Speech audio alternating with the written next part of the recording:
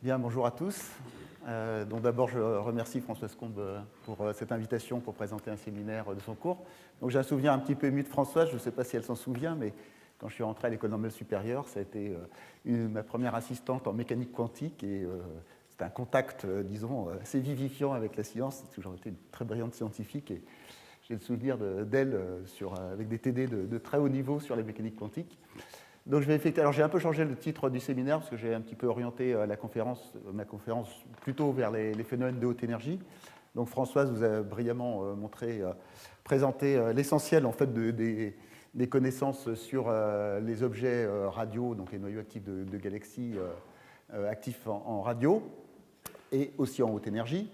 Je vais me concentrer plus sur l'aspect haute énergie et puis je développerai un petit peu aussi un modèle qu'on a surtout développé à Grenoble, qui a un modèle un peu hétérodoxe et qui parfois contredira un petit peu ce qu'elle dit, mais c'est un petit peu le jeu de la controverse scientifique, ou un mécanisme de formation des jets qui est un petit peu différent, disons, de la, je ne vais pas dire une croyance, enfin du modèle qu'on présente habituellement comme orthodoxe, en vous expliquant les raisons pour lesquelles on a développé une vue un petit peu différente. Il y a quand même beaucoup de choses communes, mais une vue un peu différente.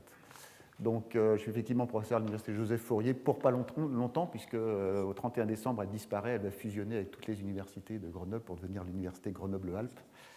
Donc, c'est mon dernier séminaire en tant que professeur à l'UJF. Alors, il y a un certain nombre de choses que je vais répéter, mais Françoise m'a rappelé que la base de l'enseignement, c'est la répétition, donc vous allez sans doute reconnaître pas mal de choses dans ce qu'elle a dit. Je vais être un petit peu rapide du coup. Comme vous savez, donc, les noyaux actifs de galaxies, on pense qu'ils sont alimentés, l'origine de l'activité est des trous noirs supermassifs au centre de ces galaxies, qui accrètent de la matière avec des luminosités qui sont de l'ordre de 10,3 à une luminosité d'Eddington. Vous avez sans doute déjà entendu parler de cette limité d'Eddington, qui est la limité au-delà duquel la pression de radiation va stopper l'accrétion, donc c'est une espèce de limité maximum. Dans le cas d'une accrétion sphérique, en fait, elle peut être un peu supérieure si l'accrétion n'est pas de symétrie sphérique. Et vous avez vu aussi au cours des précédentes conférences et des précédents cours et de celui-ci que l'environnement de ces objets est assez complexe. Vous avez effectivement un tore de poussière qui alimente un disque d'accrétion qui va émettre un continuum optique UV avec ce qu'on appelle le blue bump, et également les jets dont on vient de parler. Et comme a rappelé Françoise, environ 10% de ces noyaux actifs de galaxies sont caractérisés par une activité radio importante, et donc on les nomme en anglais radio loud, donc radio bruyant, mais on dit très souvent radio loud, et comme on verra également une émission pouvant s'étendre à très très haute énergie. Donc là encore, c'est des images que vous avez déjà vues, c'est ça dans d'autres couleurs, mais vous savez, de toute façon, ce sont des fausses couleurs, puisque c'est du rayonnement radio ici qu'on détecte, et donc c'est juste un codage tout à fait arbitraire dans les couleurs.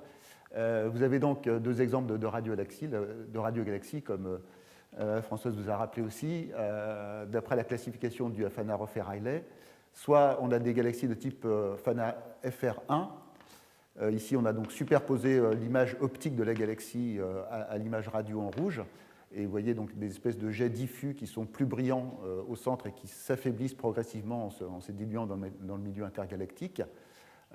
Donc un maximum de luminosité au centre de la galaxie, soit au contraire des objets de type FR2 qui ont une morphologie effectivement assez différente, puisqu'on voit qu'il y a un cœur ici un petit peu brillant, mais les jets sont à peine visibles en réalité, je ne sais pas si vous pouvez les distinguer, mais donc ils dissipent très très peu d'énergie au départ, et en revanche toute l'énergie va être dissipée au bout du jet, donc sur un choc avec le milieu intergalactique, et c'est là où les particules vont être le plus accélérées par un mécanisme qu'on présentera tout à l'heure, et qui vont rayonner donc l'essentiel de l'énergie. Donc manifestement, il y a effectivement une physique assez différente, bien que ce soit des jets dans les deux cas, la morphologie du jet est différente. Et on pense que ça peut être lié soit à des phénomènes liés à la galaxie, mais peut-être aussi à des différences intrinsèques dans le mécanisme d'accrétion. En effet, la version de ces objets qu'on appelle les quasars, étymologiquement, un quasar, c'est quasi-stellar radiosource, donc c'est des objets qui ressemblent à des étoiles. Vous avez aussi déjà dû voir ça. Donc, on pense que ce sont des versions en fait, de radiogalaxies dont le jet est dirigé à très petit angle par rapport à la ligne de visée vers l'observateur. Et donc on ne voit en fait que l'émission pratiquement du jet, ou du cœur de ces galaxies, ce qui empêche de voir la galaxie sous la sorte. On est ébloui en quelque sorte, et donc ils apparaissent pratiquement comme des étoiles. Et il y a effectivement deux types d'objets, les blazars ou BLAC. Alors parfois il y a une ambiguïté dans la terminologie, puisqu'on appelle blazars aussi les quasars, dont je parlerai un peu plus tard, les plus variables. Donc plus précisément les BLAC. Comme a dit Françoise, et je vous montre un exemple de spectre d'un BLAC, c'est un spectre pratiquement très très lisse, avec quelques raies. En fait, ces raies qui sont en creux, c'est des raies d'absorption dans la galaxie, et il y a très peu de raies d'émission. Il y en a une très très faible ici, due à l'oxygène. Alors, si on n'a pas de raies, le problème, c'est qu'on ne peut pas mesurer de décalage vers le rouge, et donc on ne peut pas mesurer de distance. Donc, dans un grand nombre de BLAC, en fait, on ne connaît même pas leur distance précise, parce qu'on n'a pas pu détecter des raies. Dans ce cas-là, on a des raies très faibles qui ont permis de mesurer son décalage vers le rouge et cette distance. C'est assez différent quand on regarde un spectre d'un quasar comme 3C273, dont vous avez vu aussi des belles images par Françoise. Ici, on retrouve le jet optique, ici légèrement visible, où là, on a effectivement des raies d'émission très intenses. Et il y a également un signe d'activité du disque d'accrétion avec un continuum bleu UV très intense. Et c'est le disque d'accrétion, on pense, qui va exciter ces raies qui fluorescent un peu comme un néon. Hein. Et alors, une partie de l'explication peut être effectivement l'émission non thermique du jet qui éblouit et qui prédomine, mais même quand on regarde l'intensité absolue de ces raies, elles sont beaucoup plus faibles dans les BLAC. Donc il y a aussi la physique du disque qui est différente et peut-être plus proche d'un ADAF dont on a parlé. Donc le disque émet beaucoup moins et donc va exciter beaucoup moins de raies. Et dans des études statistiques, en fait, on a montré que la proportion dans l'univers de BLAC était comparable à celle des galaxies FR1 dont on a parlé avec ces jets diffus, diminués par un facteur de beaming, du fait que l'émission est focalisée. Donc il se pourrait en fait que les BLAC soient des FR1 dont le jet pointe en direction de l'observateur, alors que les radioquasars qui sont plus rares seraient les FR2, qui sont également plus rares que les FR1. Donc il y a un facteur 10 à peu près en densité entre les FR1 et les FR2, et également entre les BLAC et les quasars. Et donc logiquement, d'ailleurs, les BLAC connus sont nettement plus proches que les quasars. Donc il semble qu'il y ait quand même aussi vraiment deux types d'objets différents, certains qui sont caractérisés par un jet relativement faible et très peu de signes de disques d'accrétion et de raies, et d'autres par un jet puissant, très collimaté et ces raies intenses. On n'a pas d'explication actuelle, comme a dit Françoise, de l'origine physique de la différence entre ces jets. Hein. On ne sait pas très bien ce qui va faire qu'on a une FR1 et une FR2. C'est différent de la dichotomie radio-quite-radiologue, puisque là, il s'agit toujours de radiologue, mais assez différent. Donc, comme elle a également rappelé, hein, lorsqu'on observe ces jets avec de l'interférométrie à très, très longue base. Donc ici, c'est les réseaux de télescopes à l'échelle de toute la Terre qui observent dans cette technique de VLBI. Comme a dit aussi François, ça peut être même complété par des antennes dans l'espace.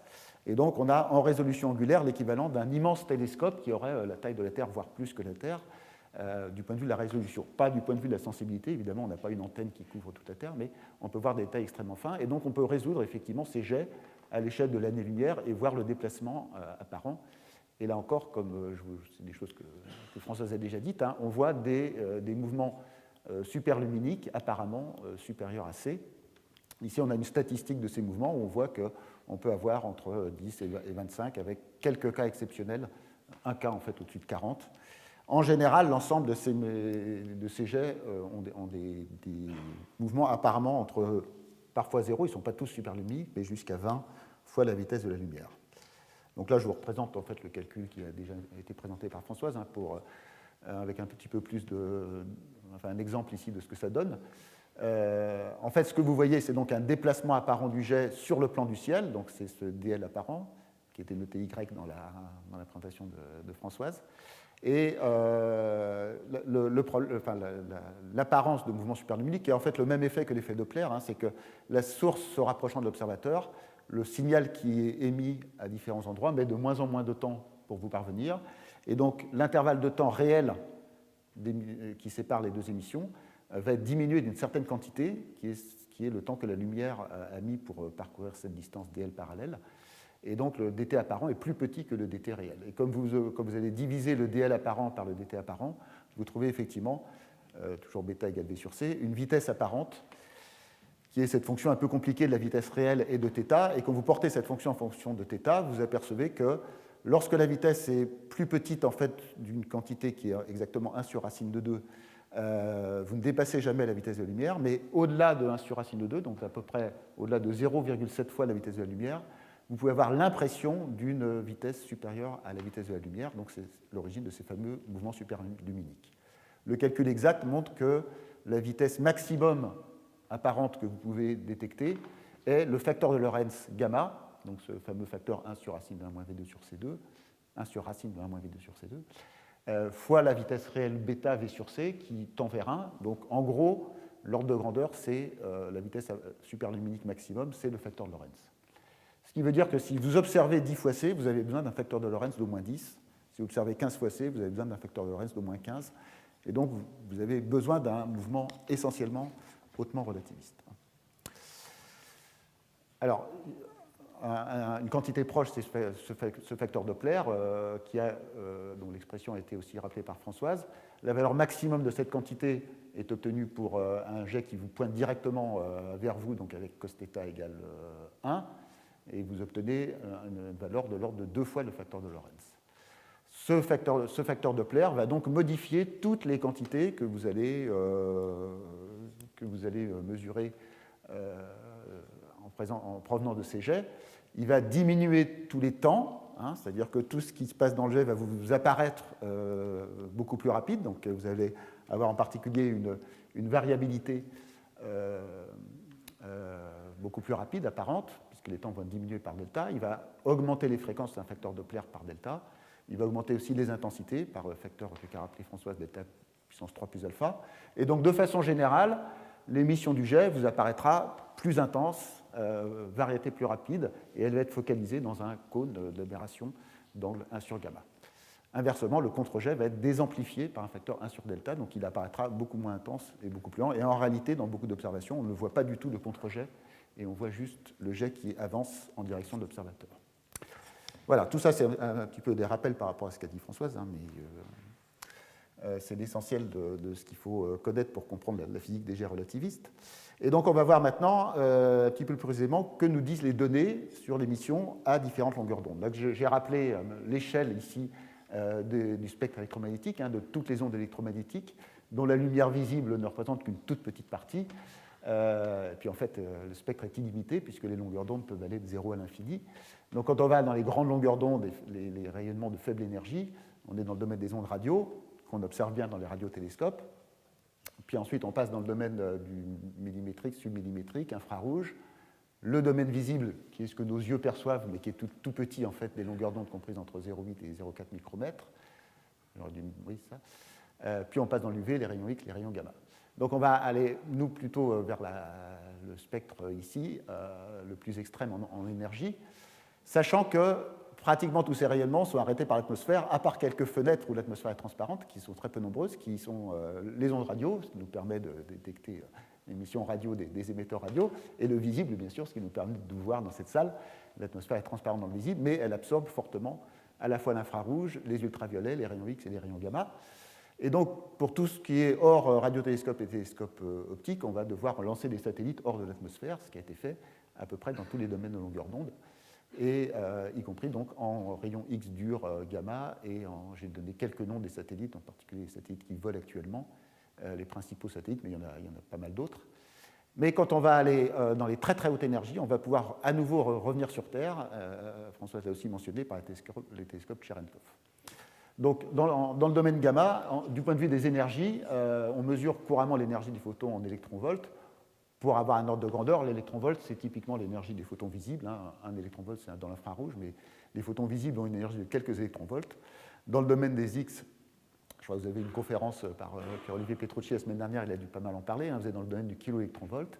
Et à partir du méga-électronvolt, puis du giga, voire du téra-électronvolt, on va être dans le domaine des gammas de plus en plus durs, des gammas de très haute énergie.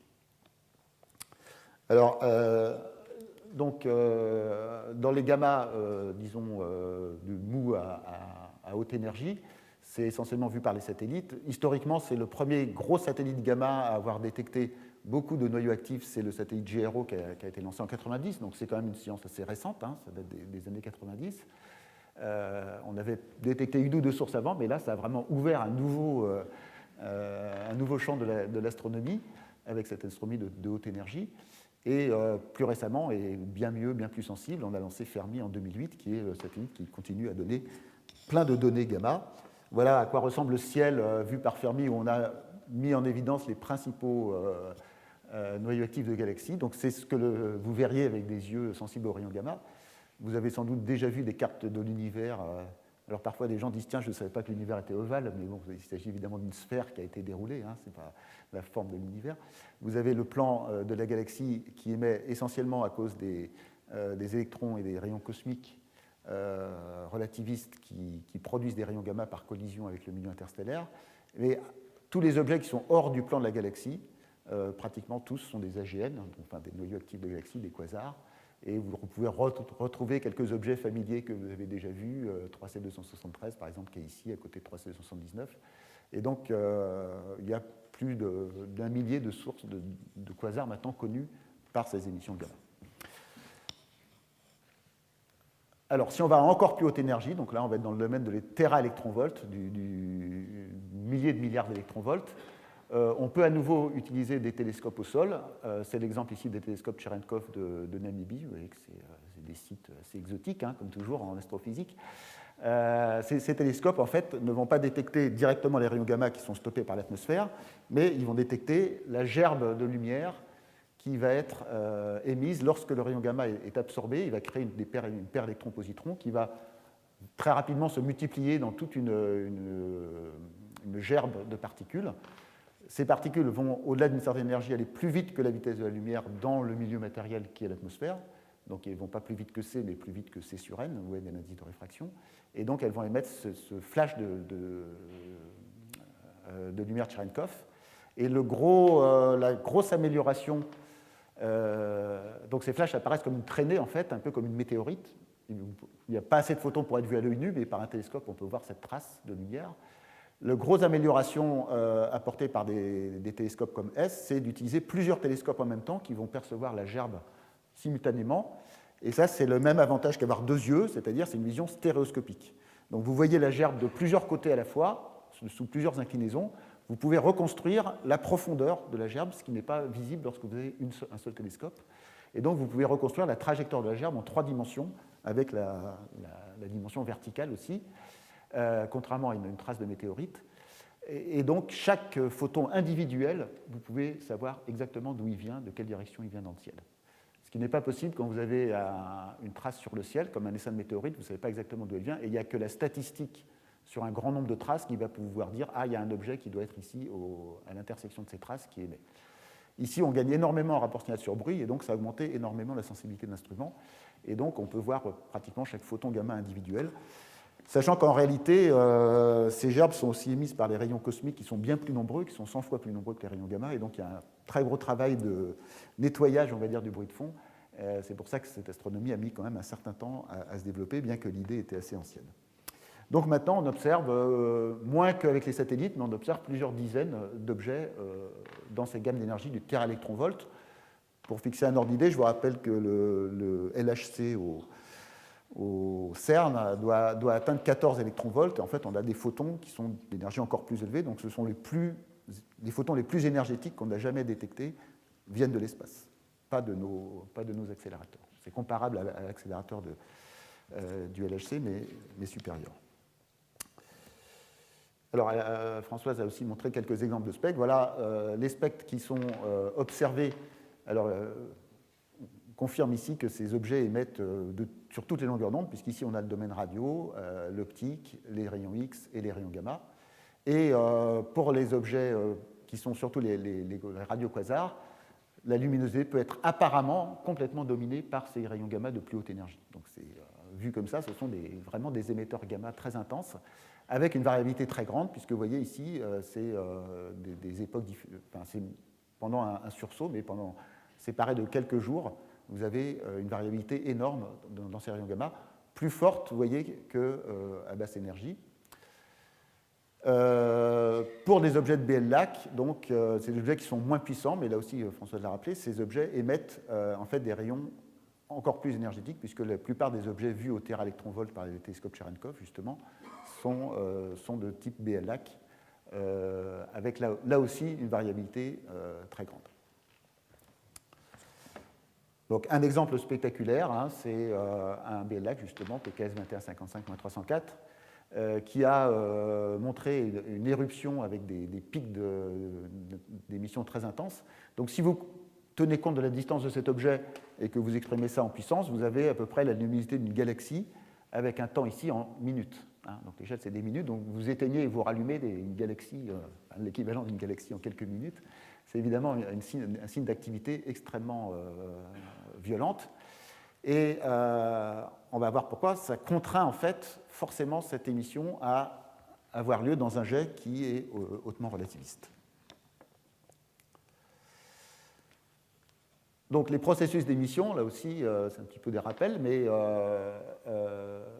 on a des particules donc, de très très haute énergie forcément dans ces objets. Et donc les principaux processus d'émission, c'est le rayonnement synchrotron qui est émis par une particule qui a un mouvement de gyration dans un champ magnétique. Et une des caractéristiques, c'est effectivement que si la distribution de ces particules est en loi de puissance, alors le spectre synchrotron émis est également en loi de puissance avec un indice alpha. Et il y a un lien direct entre le spectre des particules et le spectre des photons qu'elles émettent. Donc en mesurant cette pente ici, on peut retrouver, donc c'est cette loi, et c'est alpha égale P-1 sur 2, on peut retrouver le spectre initial des particules. Ce sont des distributions en énergie qui ne sont pas habituelles dans les milieux, ce qu'on appelle à l'équilibre thermodynamique, hein, qui sont très différentes de la distribution normale, qui est une distribution de Maxwell, donc une sorte de pic autour de l'énergie thermique. Et donc il faut invoquer des processus d'accélération qui sont très différents aussi des processus de chauffage habituels. Ce n'est pas chaud au sens équilibre thermique, c'est très énergétique et très au-dessus de ce qu'on pourrait appeler une température. Et donc, c'est des processus d'accélération qui doivent être tout à fait spécifiques, qui produisent ces particules. Un peu comme dans nos accélérateurs, hein, on produit une particule de très haute énergie, très différent d'un simple chauffage. Alors, ce rayonnement synchrotron peut s'étendre, va en fait expliquer toute la... Puisque vous avez vu que sur les spectres émis, on voit clairement qu'il y a deux bosses, hein, une bosse à basse énergie, une bosse à haute énergie. Et donc le rayonnement synchrotron est responsable de la bosse à basse énergie, qui va s'étendre dans les cas les plus extrêmes, qui sont justement ces BLAC. Ici, 10 puissance 20, c'est à peu près le mégaélectronvolt, donc on atteint à peu près le mégaélectronvolt. En réalité, on peut démontrer qu'il y a une limite maximum à l'émission au synchrotron. Cette limite est atteinte lorsque la particule émet tellement d'énergie qu'elle va se refroidir en moins d'un tour autour du champ magnétique. Dans ce cas-là, elle ne peut plus continuer à tourner parce qu'elle va perdre son énergie de manière catastrophique. Et il se trouve que cette condition ne dépend plus de l'intensité du champ magnétique et de l'énergie. Enfin, elle donne toujours la même énergie pour les photons. Cette énergie maximum est justement de l'ordre du mégaélectronvolt. Donc avec le rayonnement synchrotron, avec les électrons en tout cas, on ne va pas pouvoir dépasser ce mégaélectronvolt. Et donc toute la partie à plus haute énergie, il faut un autre processus. Et c'est ce processus qui est très probablement le processus dit Compton inverse, dans lequel vous avez un photon de basse énergie qui rentre en collision avec un électron relativiste. Donc l'électron a une énergie de gamma mc carré. Et le calcul montre que dans ce cas-là, la collision va transférer énormément d'énergie au photon. Et l'énergie du photon va être multipliée par un facteur gamma carré. Donc comme vous pouvez avoir des gammas de l'ordre de 10,3, 10,4, vous allez multiplier d'un seul coup l'énergie du photon par 1 million à 1 milliard. Et vous allez donc propulser ces photons dans le domaine de la très haute énergie. Et là, vous pouvez atteindre le téraélectronvolt sans trop de problème. Donc ça peut marcher sur n'importe quel photon. Donc on va prendre les photons les plus intenses. Ces photons peuvent être soit des photons émis par le synchrotron dans le champ magnétique, donc par le mécanisme précédent. Dans ce cas-là, on parlera de synchrotron self-Compton ou SSC. Soit tous les photons qui sont autour du trou noir, c'est-à-dire les photons émis par le disque d'accrétion quand il y en a un, ou quand il émet, le TOR, les raies d'émission. Tout ça peut donner lieu à ce processus Compton inverse. Donc à partir de là, il y a une variété assez grande de modèles qui diffèrent les uns des autres suivant la quantité, l'endroit où se fait l'émission, l'endroit où sont les particules et l'importance plus ou moins grande des différentes sources de photons. Alors un autre processus important dont vous avez aussi un petit peu entendu parler, c'est la création de paires électrons-positrons. Alors ça ressemble au schéma précédent, sauf que cette fois, c'est deux photons qui vont s'annihiler et produire les paires électrons-positrons. C'est le processus inverse de l'annihilation. Vous savez que l'antimatière s'annihilise spontanément avec la matière, et donc un électron, quand il rencontre un positron, va donner deux photons, mais évidemment, l'effet inverse est aussi possible. Tout processus existe aussi dans un sens comme dans un sens inverse. Et donc, deux photons peuvent rentrer, peuvent s'annihiler pour produire une paire électron-positron si l'énergie au moins un des photons est supérieure à l'énergie de masse d'un électron, donc 511 keV, enfin même 2 fois 511 keV.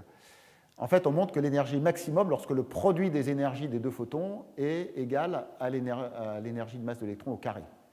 C'est-à-dire que plus le photon E1 a d'énergie, plus il va rencontrer efficacement des photons de basse énergie. Donc il y a une espèce de miroir. Les photons de plus haute énergie vont s'annihiler préférentiellement sur les photons de plus basse énergie. Alors si vous faites le calcul, vous verrez qu'un photon d'un téraélectronvolt va être essentiellement absorbé par un photon d'un électronvolt, c'est-à-dire l'infrarouge. Donc en fait, les photons infrarouges créent une opacité aux photons du téraélectronvolt. Les photons du téraélectronvolt sont dans une sorte de brouillard et ils vont être absorbés assez rapidement par les photons infrarouges. Si vous êtes à une centaine de gigaélectronvolts, vous allez plutôt être absorbé par l'ultraviolet, etc. La conséquence de ça, c'est qu'une source qui est trop dense en photons est opaque au rayonnement gamma, c'est-à-dire que les gamma ne peuvent pas sortir de la source parce qu'ils sont absorbés et donnent des paires électrons-positrons. Donc si vous observez des gamma, ça veut dire qu'il faut être en dehors de cette zone d'opacité. C'est un peu comme les photons dans le Soleil. Quand vous êtes en dessous de la photosphère, ils ne sortent jamais. Il faut qu'ils atteignent la photosphère pour sortir librement. Et vous avez une photosphère, mais c'est un peu original puisque la photosphère est créée par les photons eux-mêmes. Et donc, c'est pour ça qu'on a besoin, lorsqu'on a des émissions gamma très intenses, en fait, elles sont incompatibles avec une source statique parce que si la source était statique, la densité de photons serait tellement grande qu'elle devrait absorber les gamma qu'on observe. Donc là, il y a un paradoxe. Et la seule solution de ce paradoxe, c'est de supposer qu'il y a une amplification relativiste qui fait qu'on a l'impression d'une source très lumineuse, mais en réalité, dans le référentiel en mouvement avec la source, la densité en photons est bien moins grande, et donc on peut échapper au problème de l'absorption gamma-gamma. Donc ça prouve que cette émission gamma doit avoir lieu dans le jet relativiste, ce qui n'était pas forcément évident au départ. Maintenant, ça c'est le cas que lorsque les photons sont produits dans le jet lui-même. Mais il existe aussi des photons qui ne sont pas produits dans le jet mais qui sont produits à l'extérieur, c'est-à-dire les photons du disque d'accrétion et du tore de poussière dont vous avez déjà entendu parler. Dans ce cas-là, on peut pas, le mouvement relativiste n'aide pas puisque ce sont ces photons qui absorbent et eux, ils ne sont pas amplifiés par le mouvement relativiste, ils sont à peu près isotropes. Dans ce cas-là, il faut supposer que l'émission a lieu en dehors de la zone où les photons sont plus intenses, donc assez loin du trou noir. Et ça, c'est un vrai problème à cause de la variabilité. Donc on a quand même des contraintes contradictoires. On a besoin de sources très variables, donc de petite taille, probablement proches du trou noir où il y a le plus d'énergie, mais pas trop proches non plus, parce que sinon les gamma seraient absorbés. Et pour certains objets, il n'est pas facile d'avoir des modèles cohérents qui satisfont à toutes ces contraintes. Donc il y a peut-être quelque chose qu'on n'a pas tout à fait compris non plus dans l'endroit où ces photons sont émis. Alors, un des problèmes qui se pose aussi, c'est comment ces particules sont accélérées. Donc, je vous ai dit, c'est un processus qui est assez différent d'un processus de chauffage habituel. Et les mécanismes les plus probables sont ce qu'on appelle le mécanisme d'accélération de Fermi. Donc, historiquement, Fermi, donc un grand physicien du milieu du siècle, du XXe siècle, avait proposé ce processus pour l'accélération des rayons cosmiques. Mais ils sont aussi. Alors, c'était une version proposée par Fermi dont on a montré qu'elle ne marchait pas, mais il y a une version plus moderne. Et on pense que c'est dans des chocs, c'est-à-dire que quand un jet subit un choc, qui peut être soit le choc terminal, et ça explique ce qu'on appelle les hotspots, c'est-à-dire les points très brillants qu'on a vus dans les FR2 à la fin des jets, mais également des chocs internes dans le jet, avec des couches de vitesse différentes qui se rencontrent et qui forment un choc. Eh bien, un choc, c'est par définition une zone où la vitesse du jet va varier de manière assez brutale et discontinue, en passant d'une vitesse V2 à une vitesse V1 plus petite. Il y a toujours un ralentissement à la traversée d'un choc. Et l'idée, c'est que les particules de haute énergie vont se promener, vont diffuser là-dedans, et elles vont être diffusées comme dans un miroir par des perturbations magnétiques. En effet, quand une ligne de champ magnétique est bien régulière, la particule s'enroule autour des lignes et continue en ligne droite. Mais lorsqu'il y a des perturbations magnétiques, ces perturbations magnétiques sont en particulier ce qu'on appelle des ondes d'Alven, c'est-à-dire des vibrations qui agitent le champ magnétique.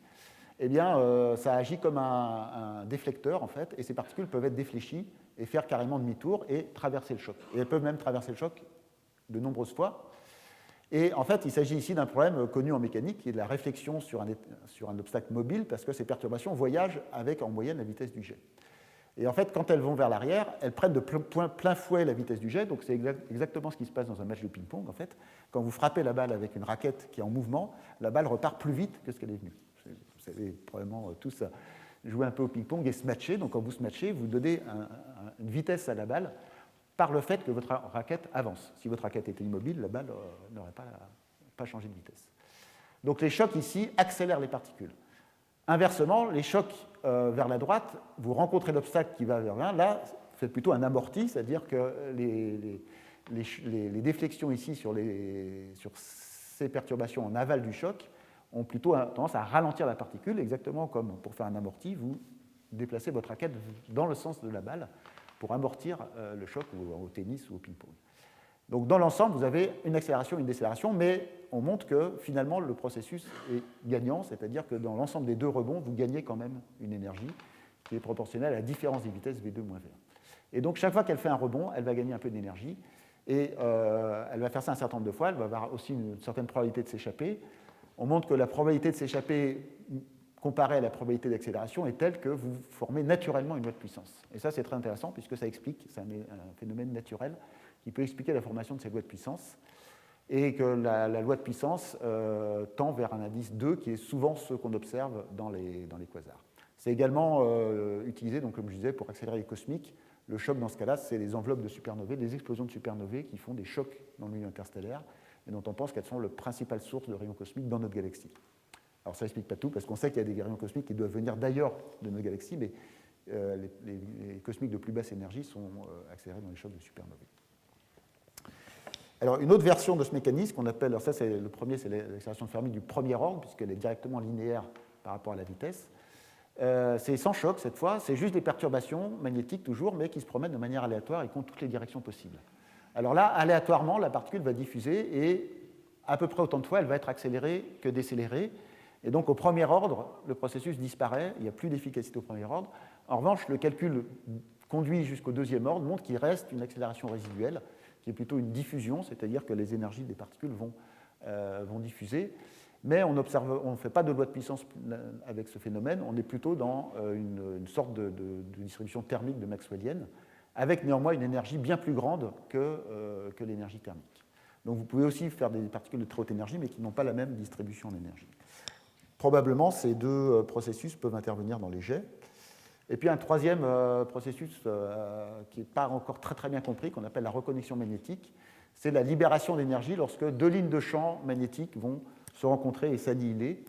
Dans ce cas, vous avez la formation en fait, d'un champ électrique extrêmement élevé et aussi une accélération directe des particules qui va vous donner beaucoup d'énergie, qui va transférer beaucoup d'énergie aux particules. Ça, c'est une image de la couronne solaire, en fait, et des protubérances magnétiques qui montrent ces événements de reconnexion qui donnent en général des sursauts et des éruptions solaires intenses en faisant beaucoup de rayons X lorsque vous avez ces événements de reconnexion. Alors, en regardant la physique solaire, on peut avoir une idée aussi de ce qui peut se passer dans le champ magnétique autour des trous noirs. Tout ça concourt à la formation de ces énergies. Néanmoins, il reste quand même quelques questions ouvertes. Donc, les mécanismes précis d'éjection des jets relativistes, la nature des particules énergétiques, est-ce que ce sont des électrons ou des protons, les mécanismes de rayonnement, les sites d'accélération, les mécanismes d'accélération, tout ça, il y a plusieurs possibilités et donc les modèles ne sont pas toujours. Enfin, il y a plusieurs versions pour expliquer cette formation de particules. Alors, les modèles les plus simples, on suppose qu'il y a une zone d'accélération qui est très localisée, donc ça pourrait être un choc. On modélise ça de façon simple par une zone sphérique, et dedans, on met du champ magnétique, on met des particules en loi de puissance, on calcule le rayonnement avec les processus synchrotron, le processus Compton inverse, et on ajuste les paramètres du modèle, c'est-à-dire la taille de la source, le champ magnétique, la distribution d'énergie des particules, pour essayer de reproduire les spectres qu'on observe. On peut mettre aussi des champs de photons externes, donc les champs de photons ceux du disque, des raies, etc. Mais il y a d'autres versions, il y a toujours des controverses, puisque certains pensent que ce serait des protons de très haute énergie qui pourraient être les particules accélérées. Donc vous injectez cette fois des protons qui ont des énergies très très élevées, bien plus élevées en fait que les photons qu'on observe, puisque c'est des énergies qui vont jusqu'au péta, voire au-dessus, électronvolts, donc 10 puissance 15 électronvolts. Donc ces protons, qui sont en fait des rayons cosmiques de très haute énergie, pourraient rentrer en collision soit avec eux-mêmes, enfin, soit avec le milieu interstellaire, soit avec des photons. Ils peuvent aussi émettre du rayonnement synchrotron, puisque c'est des particules relativistes. Ça produit un certain nombre de particules, et ça, c'est ce qu'on appelle la physique hadronique, puisque c'est plus simplement des électrons et des photons, c'est des processus où l'interaction nucléaire forte intervient. Ça devient beaucoup plus compliqué, parce qu'on n'a pas de formule exacte, contrairement au rayonnement synchrotron, pour décrire ces particules. Vous avez des particules qu'on appelle des pions, essentiellement, qui sont produits. Ces pions peuvent donner des gammas, et ils peuvent aussi donner des muons, qui vont donner à nouveau des électrons-positrons. Tout ça, ça fait un certain nombre de processus très complexes qu'on ne peut traiter que par des codes de Monte-Carlo assez lourds. Et on peut essayer de voir si, en ajustant les paramètres, comme c'est un peu compliqué, on n'en fait pas beaucoup des calculs, donc ce n'est pas toujours facile, si on peut aussi reproduire les spectres observés. Alors ce qui est un peu décevant, c'est que oui, la réponse est oui. On peut reproduire les mêmes données, en fait, aussi bien avec des modèles à base d'électrons que des modèles à base de protons. Alors ça, c'est un peu une leçon, hein. C'est un peu vrai dans tous les domaines de la science. Ce n'est pas parce que votre modèle reproduit les données qu'il est juste, parce que là, vous avez des modèles très différents dans les processus au départ, mais on arrive à retrouver à peu près les mêmes courbes et à reproduire les mêmes données pour ce quasar 3C454.3, ce qui explique que la controverse n'est pas encore vraiment scellée, on va dire, même si on a tendance quand même à préférer les modèles leptoniques parce qu'ils font moins d'hypothèses et ils reproduisent plus naturellement, on va dire, les proportions relatives de rayonnement synchrotron et de rayonnement haute énergie. Donc, pour avoir un peu la complexité, vous voyez qu'on est obligé il y a plusieurs composantes qui vont intervenir, le synchrotron, les photons du disque d'accrétion, le Compton sur le synchrotron, le Compton sur les photons du disque, le Compton sur les rays, etc. Ça, c'est pour les modèles leptoniques. Et les modèles hadroniques, c'est essentiellement du synchrotron par les protons et du synchrotron par les électrons produits par les protons. Mais finalement, on arrive à peu près à expliquer les mêmes choses. Alors, on va dire quelques mots sur le processus de Blandford-Nagiec, parce qu'on va voir aussi quelques problèmes quand même si la plupart des chercheurs effectivement admettent que c'est ce processus qui est à l'origine des jets. Il y a quand même quelques questions ouvertes. Une petite vidéo. Donc ça, c'est une des simulations numériques qui ressemble à celle que Françoise a montrée, hein, de ce qui se passe autour d'un trou noir en rotation rapide, où on voit effectivement l'accrétion de matière avec des turbulences magnétiques et une éjection le long ici. Ce n'est pas toujours facile à voir dans quel sens ça va, mais c'est éjecté. Et on a effectivement, on peut avoir des grands facteurs de Lorentz qui sont émis, mais surtout vers l'axe, sur l'axe. Donc dans ce cas-là, comme a bien dit Françoise, c'est la rotation du trou noir qui est la source d'énergie principale des jets. Alors d'autres calculs regardent plutôt ce qui se passe dans le disque d'accrétion, et ça produit aussi des jets. Ça produit aussi des jets. Donc dans ce cas-là, les lignes de champ magnétique ne sont pas ancrées dans le trou noir, mais dans le disque lui-même, et c'est la rotation du disque qui va produire ces lignes de champ. En général, d'ailleurs, ces jets sont mieux collimatés que dans le processus de Blandford-Nagiec, pour des raisons en fait assez profondes. C'est qu'un jet non relativiste va se collimater plus facilement qu'un jet relativiste. Les jets relativistes se conduisent un peu comme des photons, ils ont tendance à partir radialement, et ils ne sont pas faciles à maîtriser, alors que les jets non relativistes sont plus faciles à maîtriser. Alors il y a des calculs qui montrent que en fait, les deux processus peuvent intervenir, mais il y a finalement une philosophie assez différente, parce que dans ce cas ici, c'est effectivement l'énergie de rotation du trou noir qui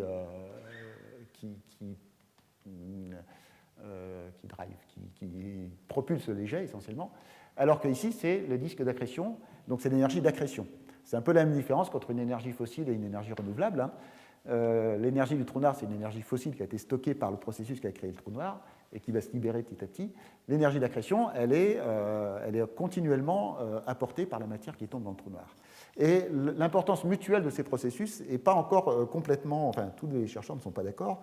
Et même si on tend souvent à privilégier les mécanismes Blandford-Nagiec qui reposent sur le spin du trou noir, la question du disque d'accrétion reste ouverte. Et il y a un argument très très simple, c'est qu'il y a des jets autour d'autres objets que des trous noirs. Et ces jets-là qui ressemblent un peu à ce que vous avez vu, ce ne sont pas des jets autour de trous noirs, ce sont des jets autour d'étoiles jeunes en formation. Or, une étoile jaune en formation n'a pas d'ergosphère, le processus de Penrose ne marche pas, il n'y a pas non plus de processus de blanchiment d'Ajec. Ces processus ne sont efficaces qu'à cause des effets relativistes dans l'ergosphère du trou noir en rotation. Donc il n'y a pas du tout d'ergosphère, et pourtant ils émettent quand même des jets. Alors on pourrait penser que c'est un mécanisme différent, certes, mais c'est très certainement lié au disque d'accrétion, peut-être à la rotation d'étoiles, mais en tout cas sur une version différente du blanchiment d'Ajec. Et ça marche aussi pour faire des jets. Donc ça, c'est une première remarque. Deuxième remarque, comme je disais, la collimation de jets relativistes, en fait, dans les simulations, elle n'est pas si facile que ça, et donc il faut aussi le disque pour collimater ces jets. Troisième remarque, c'est qu'il existe aussi des trous noirs en rotation rapide dans des objets qui ne sont pas censés être des objets radio-loud, donc des galaxies de Seyfert. On les mesure par les raies de rayons X, qui sont la raie du fer, qui est très élargie par la rotation. Donc le spin du trou noir n'a pas l'air non plus d'être toujours le bon critère pour savoir si on a un jet ou pas. On a vu aussi, vous avez vu dans l'exposé le cours de Françoise, que dans les micro-quasars, vous pouviez avoir des états à jet ou sans jet. Et alors, enfin, un dernier problème que je vais exposer, qui n'est souvent un peu ignoré, on va dire, des chercheurs. Ils ignorent parce qu'ils n'aiment pas ça, parce qu'ils n'arrivent pas à le mettre facilement dans les simulations, mais qui est un problème très réel, c'est le problème de ce qu'on appelle en anglais le Compton drag, donc le freinage Compton. Alors, qu'est-ce que c'est que ce Compton drag? Eh bien, on a parlé de l'émission Compton inverse. C'est donc la diffusion des photons par des électrons relativistes qui donnent beaucoup d'énergie aux photons. Alors, prenez un plasma d'électrons positrons relativistes qui reçoit des photons. Eh bien, ils vont réémettre des photons de très haute énergie par la diffusion Compton. Si les photons sont isotropes, eh bien, l'émission Compton inverse va également être isotrope, donc les photons de haute énergie vont aussi être émis de manière isotrope, et donc il n'y a aucune force qui s'exerce sur le plasma, et c'est un simple refroidissement. Maintenant, imaginez que cette source se déplace par rapport aux photons, ce qui sera le cas dans un jet, évidemment. Eh bien, la cinématique du processus Compton inverse montre que, en fait, si la source se déplace, l'essentiel des photons va être émis dans le référentiel, dans la direction du déplacement de la source. C'est un peu comme une raquette de ping-pong, hein, ou un pare-brise. Si vous allez sous la pluie avec une voiture qui se déplace sous la pluie, les gouttes d'eau qui vont rebondir sur le pare-brise vont être projetées vers l'avant par la vitesse de la voiture. Et donc l'essentiel des photons de haute énergie va vers l'avant. Mais du coup, par réaction, vous allez avoir une force de freinage qui va ralentir ce jet. Et donc les photons ont une sorte de viscosité, c'est-à-dire que vous ne pouvez pas vous déplacer rapidement quand vous avez un champ de photons très dense. Les électrons et les positons sont rapidement freinés. Vu dans le référentiel de la source, ces photons semblent provenir de l'avant par l'effet d'aberration, et donc là encore, ils vont être réémis aussi en sens inverse. Donc dans les deux référentiels, vous avez une force de freinage qui est intense, qui fait que le mouvement va être ralenti, et donc un jet relativiste va subir ce freinage. C'est une sorte de mélasse optique, on peut dire, on parle ça aussi dans les lasers, mais c'est un milieu qui peut être très visqueux pour les paires d'électrons-positrons. Alors ça, c'est un problème parce que les jets qu'on produit vers les trous noirs, ils vont sortir du trou noir et ils vont rencontrer des champs de photons intenses du disque d'accrétion et du tor. Et normalement, on va voir, ces champs de photons auraient dû freiner le jet et ils ne devraient pas pouvoir sortir avec un grand facteur de Lorentz. Malheureusement, ces effets ne sont pas inclus dans les simulations que je vous ai montrées, donc, parce qu'ils sont compliqués. C'est compliqué de mettre le rayonnement dans les simulations de magnitude hydrodynamique, donc souvent ils sont ignorés alors qu'en fait ils sont très réels. Alors, ce qui est intéressant de ce processus, c'est ça peut être un processus de freinage, mais ça peut être aussi un processus d'accélération, bizarrement. En effet, supposons maintenant que les photons de départ, qui sont des photons mous, ne soient pas isotropes, mais proviennent préférentiellement d'une direction. Ça va être le cas quand ils viennent du disque d'accrétion, ils vont surtout provenir du bas. Dans ce cas-là, une source qui serait au repos, pour la même raison que tout à l'heure, va réémettre essentiellement des photons, cette fois vers l'arrière. Et donc, émettant ces photons vers l'arrière, elle va être propulsée vers l'avant. Donc, si les photons ont une direction préférentielle, dans ce cas-là, ils n'agissent plus comme un freinage, mais comme une accélération. C'est un peu la même chose que l'air. Si vous lancez une plume dans l'air, elle va être très rapidement freinée, puis elle va tomber. Mais s'il y a du vent, elle va être évidemment emportée par le vent. C'est exactement pareil. Les photons qui sont anisotropes ont une espèce de vitesse d'ensemble, qui est une sorte de vent de photons. Et donc, cette fois, le plasma va être porté par ce vent et être accéléré jusqu'à une certaine vitesse. Là, une vitesse caractéristique qui va être la vitesse de ce vent de photons, mais ils ne peuvent pas aller non plus vite, parce que s'ils vont plus vite, ils vont à nouveau retrouver les photons qui vont sembler provenir de l'avant, et donc ils vont être à nouveau freinés. Et donc, en fait, il existe une vitesse qu'on pourrait appeler la vitesse du vent, et le plasma de paire électron-positron va être essentiellement contraint à suivre cette vitesse. Un peu comme une plume que vous lancez dans le vent, elle ne va pas pouvoir s'écarter beaucoup de la vitesse du vent, elle va simplement être portée par le vent, elle va avoir la vitesse du vent. C'est pareil avec un plasma d'électrons-positrons. Donc s'il y a des électrons-positrons, ce qui n'est pas une certitude, dans un champ de photons intense, il devrait être essentiellement contrôlé par ces photons. Alors je vais passer quelques équations. Et on peut faire le calcul, en fait c'est une vitesse ou un facteur de Lorentz. Il se trouve que ce facteur de Lorentz est relativement faible au départ et au fur et à mesure que vous éloignez de la source vous paraît de plus en plus anisotrope, de plus en plus focalisée. Et donc, ce facteur de Lorentz d'équilibre va augmenter graduellement, mais seulement assez lentement. Et vous voyez que pour atteindre des facteurs de Lorentz qui sont ceux qu'on observe dans les mouvements superluminiques, entre 10 et 20, il faut être à des milliers de rayons du trou noir. Donc, assez loin quand même. Donc, tout ce qui se passe très près du trou noir, en fait, si vous accélérez un jet d'électron-positron, il va être immédiatement freiné par le rayonnement et il va être contraint à suivre cette courbe pendant un certain temps. Alors, pendant un certain temps, la courbe théorique d'équilibre, elle va jusqu'à l'infini, donc il pourrait être accéléré indéfiniment. En réalité, à partir d'un certain moment, le plasma ne va plus sentir les photons parce que la densité d'énergie des photons va devenir trop faible, et donc il va se découpler et il va terminer avec une vitesse asymptotique qui va dépendre de sa température en quelque sorte, c'est-à-dire du facteur de Lorentz moyen des particules qui composent le plasma. Et plus les particules sont énergétiques, plus elles vont être couplées longtemps au champ de photons, et plus elles vont pouvoir être accélérées pendant longtemps et finir avec des facteurs de Lorentz élevés. Mais vous voyez que finalement, si vous avez un plasma électron-positron, pour atteindre ces facteurs de Lorentz élevés, il faut arriver loin de l'objet, à des milliers de rayons de Schwarzschild, et en plus être assez chaud. Et ça, c'est un autre problème, parce que le processus Compton inverse est aussi un processus de refroidissement. Donc il faut continuer à chauffer les particules. Donc on décrit ici une accélération graduelle du jet qui nécessite un chauffage pendant assez longtemps. Alors c'est plus compliqué, ça c'est le photon du disque. Si on met toute la complexité du champ de photons avec le tore de poussière, les raies optiques, etc., ce fameux facteur de Lorentz d'équilibre est encore plus bas parce que ces photons étant assez isotropes vont encore plus gêner le mouvement. Et il va falloir attendre d'être sorti de toutes ces zones-là pour commencer à réaccélérer. Donc là encore, il faut aller assez loin, encore entre 10 000 ou 100 000 fois le rayon du trou noir. La conclusion de ça, c'est que si vous avez un jet d'électrons-positrons, encore une fois, ce qui n'est pas complètement certain, mais c'est plus facile à faire avec les électrons-positrons, alors on ne peut pas accélérer ce jet très près du trou noir, ou du moins, si on l'accélère très près du trou noir, ça ne servira à rien, il va ralentir, et il va suivre des facteurs Lorentz assez bas. Et il faut qu'il soit accéléré suffisamment loin pour avoir des facteurs Lorentz de l'ordre de 10, comme on les observe en radio. Alors, les données sont encore plus complexes parce qu'on montre qu'en fait, ce n'est pas si simple que juste un jet avec un seul facteur Lorentz. Quand on regarde les composantes, donc je ne vais pas rentrer trop dans les détails des observations, mais on voit des composantes à plusieurs vitesses, certaines lentes, certaines parfois stationnaires, d'autres qui vont à des vitesses superluminiques. Ici, alors c'est un microquasar, ce n'est pas un quasar, mais on a observé très nettement des états où le jet, on voyait un jet et un contre-jet, et ça impose une vitesse pas trop élevée, sinon on aura le problème de la désamplification Doppler. Donc une vitesse au maximum de la moitié de la vitesse de la lumière. Et dans d'autres cas, on voit des facteurs de Lorentz d'O-2. Alors c'était un peu marqué sur le diagramme que Françoise a montré à la fin sur les périodes d'activité des microquasars. Il semble parfois on a des jets relativistes, parfois pas.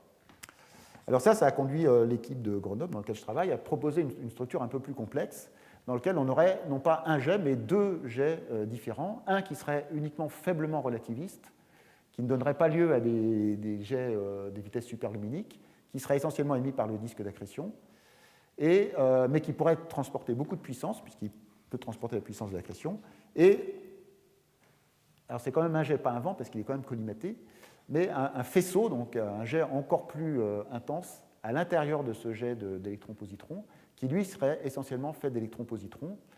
Et c'est ce faisceau qui irait à des vitesses relativistes. Donc une espèce de double structure, un tuyau dans lequel circulerait un faisceau d'électrons-positrons. Et c'est ce faisceau qui serait responsable de tous les phénomènes de très haute énergie qu'on a vus, c'est-à-dire mouvements superluminiques, émissions gamma, etc. Alors ce qui est intéressant, c'est qu'il y a un mécanisme, disons, qui peut expliquer la formation naturelle de ce faisceau d'électrons-positrons à partir de quelques particules Alors ça ressemble un petit peu au modèle de Stern et c'était Poutanen, notre auteur qu'a montré Françoise, sauf qu'on n'a pas besoin en fait d'un aller-retour entre le jet, tout peut se faire à l'intérieur du jet. On produit quelques particules énergétiques qui vont produire des rayons gamma. Ces rayons gamma vont s'annihiler pour produire de nouvelles particules.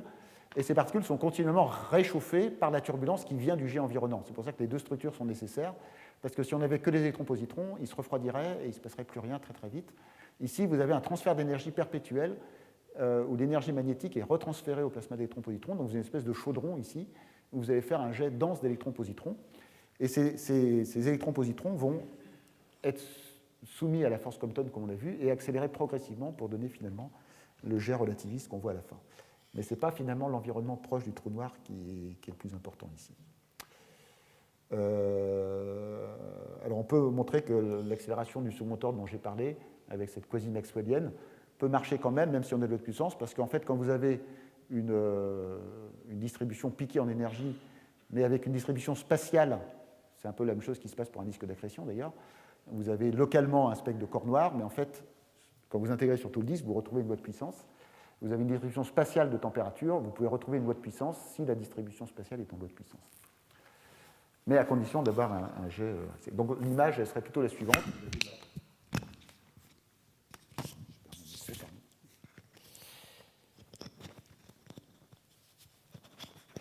L'image de ce modèle, donc, c'est un jet émis par le disque d'accrétion qui n'est pas hautement relativiste en lui-même, et un plasma d'électrons-positrons dense qui va se former par le mécanisme que j'ai décrit, et être accéléré à des facteurs Lorentz qui vont atteindre finalement 10 à une certaine distance et qui vont fournir toutes ces éjections superluminiques qu'on peut voir en radio. Alors on peut calculer le spectre, encore une fois, ce n'est pas une grande preuve de validité, puisque je vous ai montré que les données pouvaient être reproduites par des modèles assez différents, mais au moins on peut vérifier que ce modèle-là peut reproduire les données. C'est un exemple du spectre de 3C273, où là, en superposant les différentes parties du jet, en fait, vous avez les parties les plus internes qui vont émettre la plus haute énergie, et puis les parties de plus en plus externes qui vont émettre des photons de plus en plus basse énergie. L'ensemble de tout ça reformant à peu près les données qu'on peut avoir de ces objets. Alors, un test plus contraignant, plus que peut-être la reproduction du spectre, c'est la variabilité. Est-ce qu'on peut comprendre la variabilité? Je vais dire quelques mots. Ces objets donc, sont, comme on a vu, extrêmement variables. Et cette variabilité est assez complexe, puisqu'elle est parfois observée. Vous avez donc des éruptions très intenses en rayons gamma, qui sont parfois accompagnées d'éruptions analogues en rayons X et en optique en radio. Là, c'est un exemple d'un objet qui est 3C454.3. Mais il existe aussi des choses un peu curieuses. Il existe par exemple ici, il y a un pic d'activité en optique qu'on ne voit pas ailleurs. Parfois c'est le contraire, on observe un pic gamma qui n'est pas accompagné d'un pic dans d'autres rayonnements, dans d'autres longueurs d'onde. On appelle ça des éruptions orphelines. Et donc c'est assez complexe. Ça semble prouver effectivement qu'il se passe des choses un peu à différentes parties du jet, et c'est aussi un peu en contradiction avec cette idée d'une seule zone active où tout se passerait, puisqu'on s'attendrait à ce que s'il y a de la variabilité, ça concerne toutes les longueurs d'onde en même temps. Il y a parfois des éruptions qui semblent associées à... alors si c'est M87 dont François Doucier parlait, la galaxie la plus grosse de l'amas de la Vierge, qui est aussi donc une radiogalaxie, dont vous avez vu des images du jet. Ici, c'est la courbe d'activité sur plusieurs années. Bon, là, c'est en jours, vous ne voyez pas trop, mais en fait, ça date... Ah si, pardon, sur là, les années. Ça va de 2000 à 2010, donc 2011, 2001 à 2011, sur 10 ans.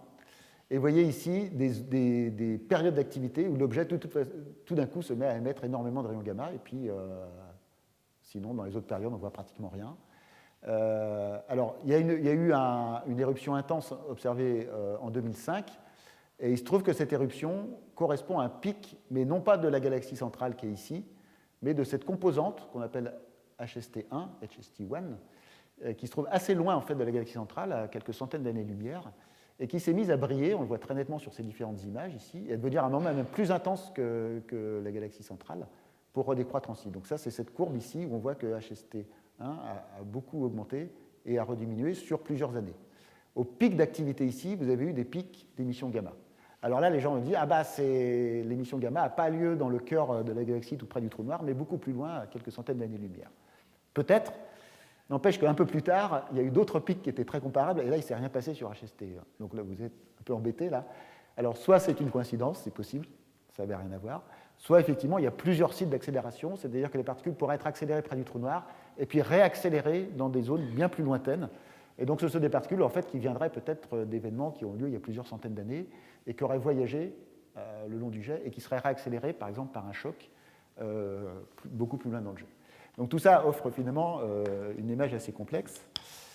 Dans notre équipe, on a quand même essayé de reproduire le flair de 2155 que je vous avais montré par un modèle dépendant du temps, en montrant que si on faisait varier un petit peu l'injection des particules au départ, en fait, des petites variations d'injection des paires pouvaient être amplifiées par la création de paires et fournir tout d'un coup des éruptions importantes où vous avez une surdensité de paires extrêmement intense.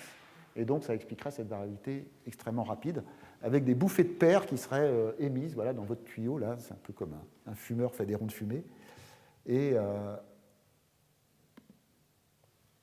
voilà à quoi ressemblerait le spectre au cours du temps, où vous voyez les paires qui commencent à accélérer à très haute énergie, puis après, ça redescend un peu, puisque les paires perdent leur énergie. La variabilité la plus intense se fait à haute énergie ici, et après, elle est plus ou moins moyennée et atténuée à plus basse longueur d'onde. Donc vous avez le flair gamma, puis vous avez une espèce de spectre, enfin de courbe de lumière un peu lissée en optique et en rayon X, où vous pouvez un petit peu reconnaître le flair, mais assez atténué. Ça reproduit pas mal ici les données dans ce cas-là, mais comme je vous ai dit, ça reste un modèle. Donc voilà un petit peu. Alors ça, c'est le modèle de Marchère qu'il a un peu compliqué par rapport à la version précédente que Françoise vous avait montrée. Vous avez effectivement l'accélération de particules et peut-être des zones de réaccélération plus loin dans le jet. Il n'est pas impossible que ça pourrait être couplé à notre modèle, des paires d'électrons-positrons puissent être émises et réaccélérer à un moment et refaire de nouveaux flares plus tard. Et donc la courbe que vous avez, finalement, c'est quelque chose d'assez complexe qui dépend de toute l'histoire passée, y compris depuis des siècles, qu'évidemment on est bien incapable de connaître. Donc ce n'est pas facile de tester. Néanmoins, je dois signaler, je ne l'ai pas montré ici, mais que dans les micro-quasars, on voit effectivement des cas où il y a une éruption centrale et que tout d'un coup, il apparaît une composante superluminique assez loin du trou noir central, ce qui semblerait accréditer cette idée que les particules pourraient être réaccélérées à plus grande distance. Donc voilà un petit peu, je vais appeler pas très modestement la big picture, où on pourrait avoir déjà un peu plus complexe que la vision uniquement d'une accélération par le trou noir central. Vous avez aussi le mécanisme d'émission par le jet. Vous pourriez avoir un double jet, un qui vient injecter par le trou noir central et un du disque d'accrétion, avec des vitesses différentes, des compositions différentes, et possibilité d'évolution à différentes échelles de temps. Donc je ne vais pas rentrer dans les détails, mais on pourrait avoir une évolution lente de l'activité due au phénomène d'accrétion, d'alimentation par le gaz, qui pourrait à certains moments déclencher la production de paires plus intenses. Et lorsque cette production est possible, on peut avoir des variabilités très rapides dues à des bouffées de paires qui se forment, puis à nouveau l'objet se calme, et puis ça pourrait recommencer quelques années après. Mais il y a encore beaucoup d'études à faire, évidemment, et de comparaisons modèles pour en être sûr.